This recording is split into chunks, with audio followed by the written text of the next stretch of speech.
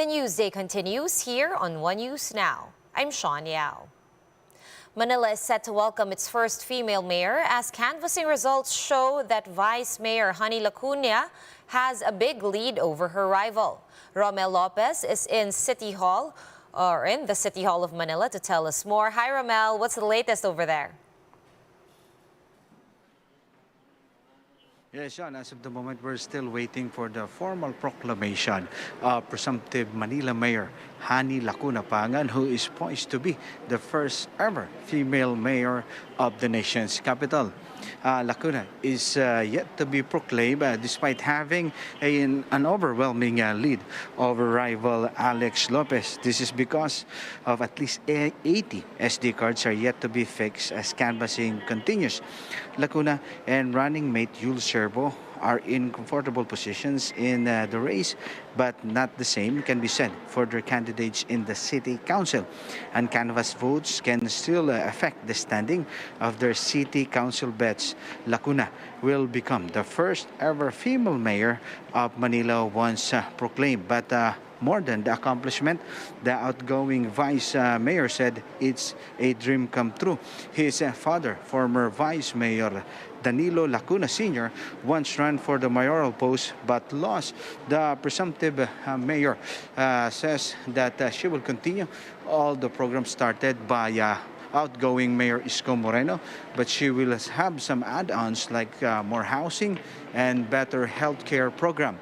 Sean, if all SD cards will be fixed today, we can expect that the proclamation will push through. If not, it may possibly happen tomorrow. Sean? All right, another historic first for the nation's capital. Thank you so much for that update. Romel Lopez reporting to us live from the city of Manila. And the United States says it is looking forward to working with the Philippines' next president.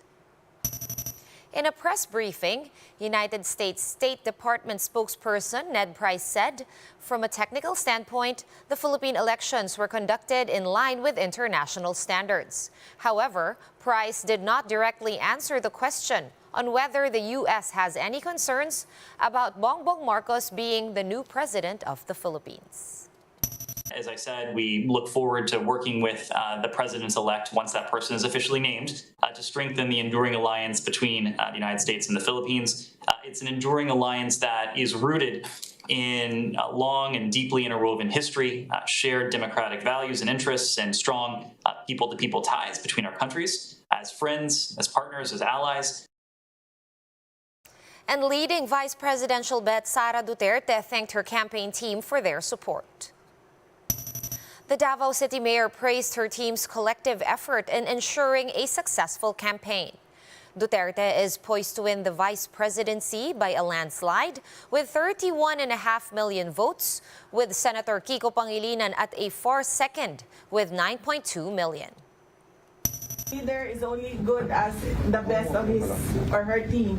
So kung magaling ang team, magiging successful talaga ang isang leader. And you are that for me.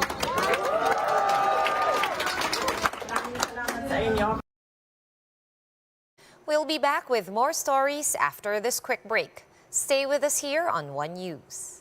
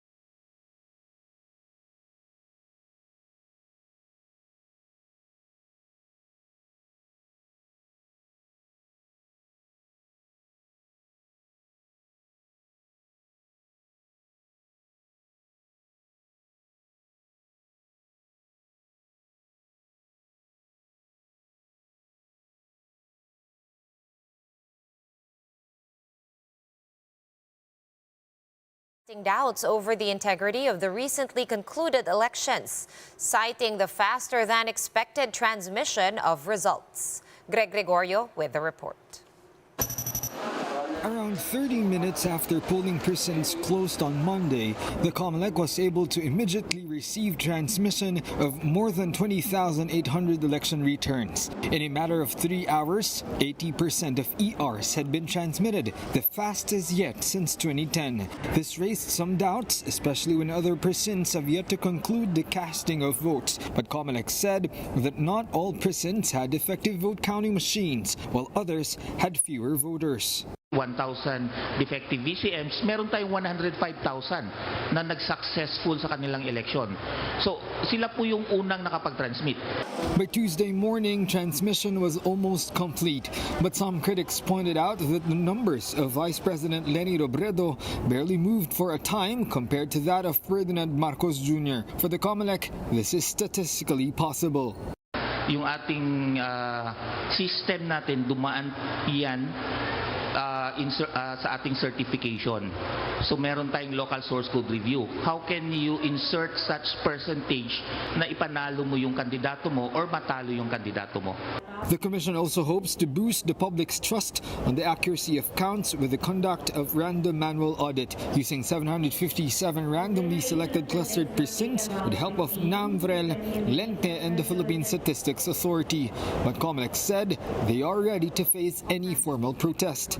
Within 5 days from the receipt of the decision, then the decision of the Commission and Bank, if there is no temporary restraining order or orders for these resolutions, then these cases shall be deemed final and executory on the Commission on election level. The Commission also reported at least 80.38% voter turnout. They're confident that this would surpass 2016's 81% turnout as the election returns are still coming in. For News 5, Greg Gregorio, we are One News. In other news, the Health Department considers the country's first case of the Omicron subvariant as officially closed. Health Undersecretary Maria Rosario Vergeres said close contacts of the Finnish woman who was infected with the BA.2.12 subvariant did not experience any symptoms. The DOH earlier identified 44 individuals as close contacts. Although we still monitor, especially in those areas na pinuntahan itong Finnish woman. But for now, wala po tayong nakikitang threat or risk because of this identified or detection of this specific variant from this Finnish woman. And here's a quick look at today's other top stories. The Duterte family maintains its hold over Davao City as presidential sons Baste and Paulo Duterte have been proclaimed as the city's mayor and 1st District representative. The Health Department says the possible effects of Election Day activities could be felt in 2 weeks. At least 30 people were sent home to isolate after voting as they were exhibiting COVID-19 symptoms. Meanwhile, more than 7,400 people were vaccinated on Election Day across 333 sites set up by the DOH. And in sports, the Philippines has secured its first gold medal in the 31st SEA Games in Hanoi, Vietnam. Francine Padios won the Pencaksilat Women's Senitunggal single event. And for more updates, visit News 5, the Philippine Star, and Business World online. Visit our website, onenews.ph, for more in-depth analysis. You can also catch One News on the Signal Play app. Register for a free account at www.signalplay.com and stream One News live anytime, anywhere. Masks on, wash hands, and stay safe, Philippines. I am Sean Yao. We are One News.